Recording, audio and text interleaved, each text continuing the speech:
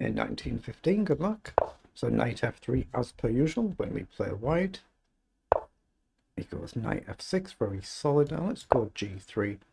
So opponent, 4,000 games of rapid, so very experienced in rapid.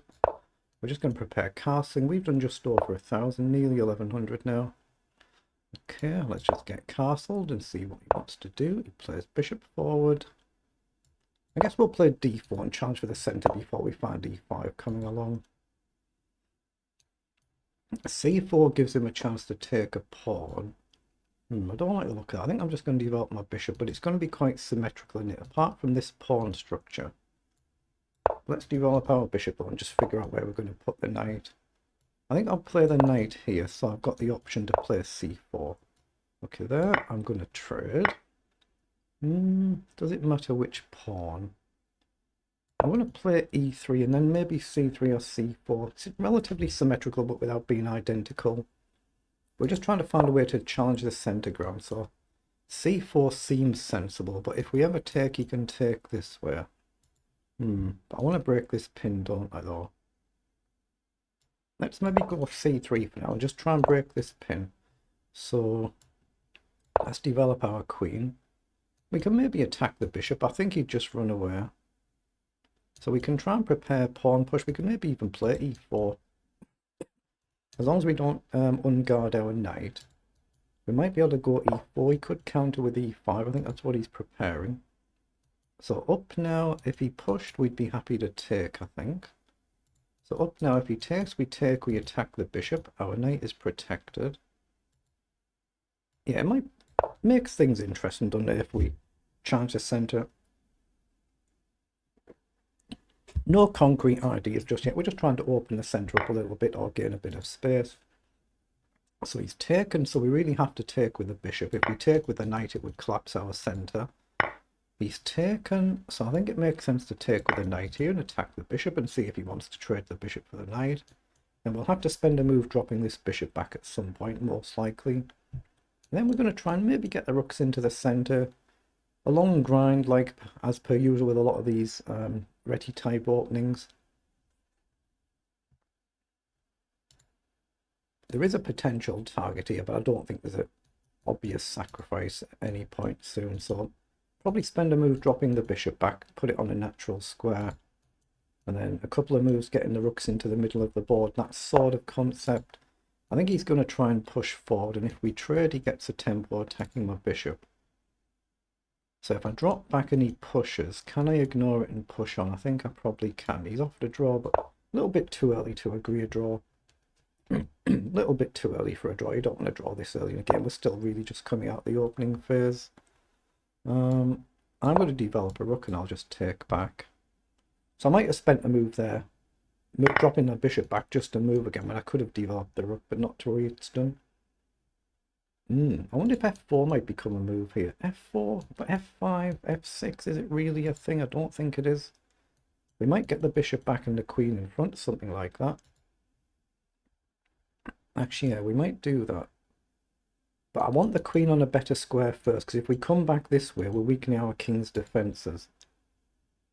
Opponent's king is very solid, unless we can get the queen and the bishop on this diagonal for a potential threat. So how do we do that? We need 1, 2, 3 moves.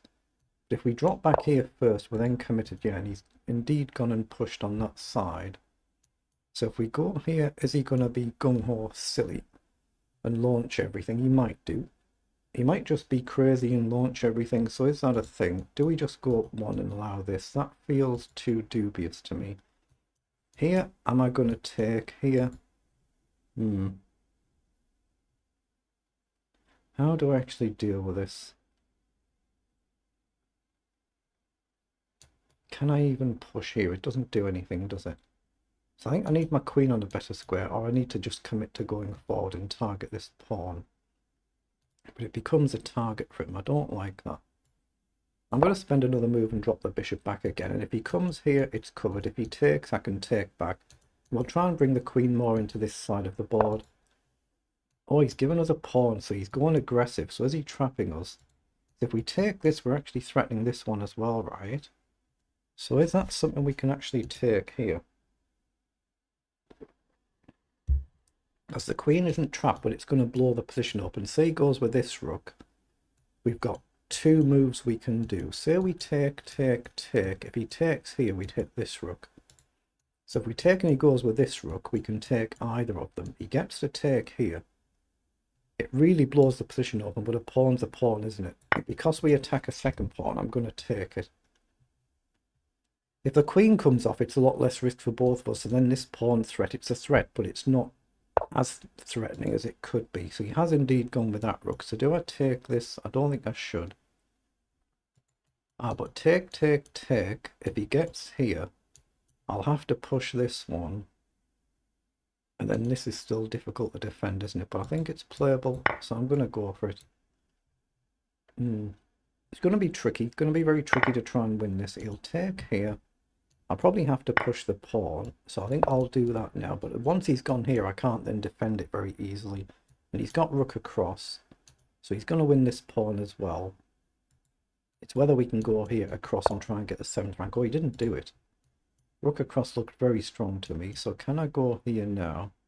Oh, I guess I can drop back here once I've gone here. Or I can charge that rook immediately. Because the risk is if he comes here, there's a back rank mate threat. So here, if he plays rook over, we can then push, right? But then he can maybe try and do this and clamp the position. I might actually be better taking here, but that lets his bishop in. But that's a threat. That's a threat there. I guess I can go here if he does that, though. So I don't know whether to play rook here or go here to march on. I'm actually going to do it this way. I'm going to try and push this pawn if he plays rook across now and just guard my bishop where it is. Try and plant the bishop. It means he can get his bishop in and he can plant this side as well. I'm going to try and push here and just argue that eventually I'll deal with this. Oh, he's taken. I didn't think that was... I thought he should have planted it there because it creates a back rank checkmate threat. So now my plan is basically just blast here, but again it concedes a diagonal, it puts pressure on. But we're trying to just create a pawn if we can. It's not easy. Or we go this way, we try and trade a rook. Well, he's done that, so he kind of forces the issue. So I'll push the pawn. If he takes, I'll just advance the pawn and take back. And now we're just preparing to march up the board, but it concedes this diagonal. I can walk up here and we're still into a pin. It could be a little bit problematic, and we're down, what, nearly a minute on the clock again. We're often down on time in these games. So have I got time to start activating my king? I can go here, can't I? And if he goes here, trade, I still don't see how to actually get forwards. It might be worth activating the king, but I'm still kind of in a pin, but I guard this. If I go here, I think he just goes here. That's problematic.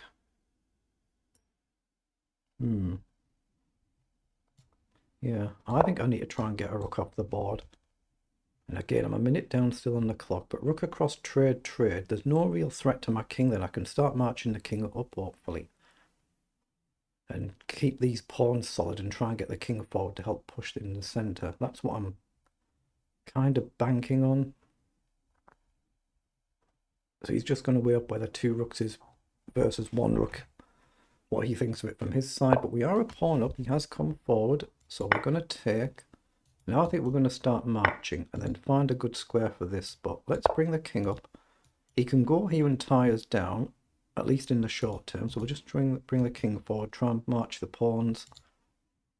But if I push the pawn first, my king was trapped on the back rank, so not easy to get out. Here, now that's what he's done. I think I can push here. Idea is to step up and put them on the light square. And then I can try and free up the rook. We might get some checks, but as long as we're not in a mating net, which we could be, of course. We could be, but if we're not, we can hopefully get active. Again, these are well guarded. That's well guarded. It's whether we can push this at some point. As soon as we go here, there's a threat there. Ooh, surely that helps us. That must help us. Because we can step up now and attack the pawn, and I don't see how he defends it. If he takes this pawn and I take this pawn, my king's getting right in here, is it? That must be good. I don't see anything else to play. But I don't see how he guards this. So if he takes here with the rook, obviously we have to trade, otherwise we lose our rook. But then we collect here, and we're just going to try and come in and push. Whether it's winning, we'll find out. But here, he goes here, and he stops us getting in. So it could be just still a theoretical draw. He might be better to go with the rook. But I can't pre-move, he could take with a bishop. But rook, rook, bishop takes, king takes. If he plays king here, yeah, he has gone with the rook, so we have to take and take. And then we're going to end up going here. Then it's whether we can push, but he's going to get... king here. Can I just push immediately and plant the pawn on the 7th rank then? Before he gets back here.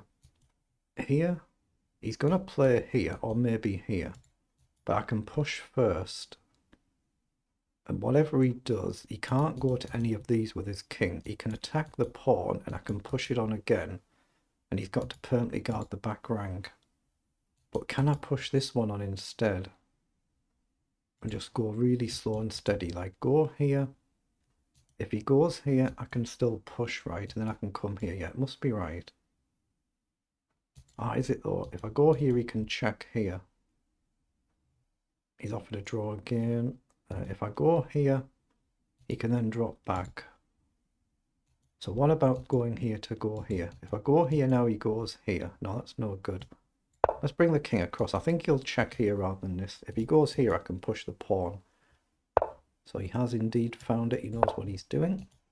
So we're going to try and come in this way. Might not be able to do anything. Oh, he's let my king step forward here.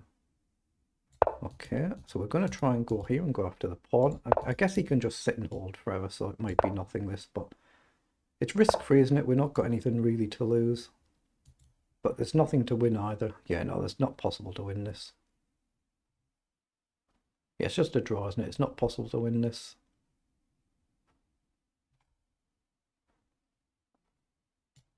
I guess we have to just sit back. No, it's just a draw, isn't it? Yeah, it's just a draw.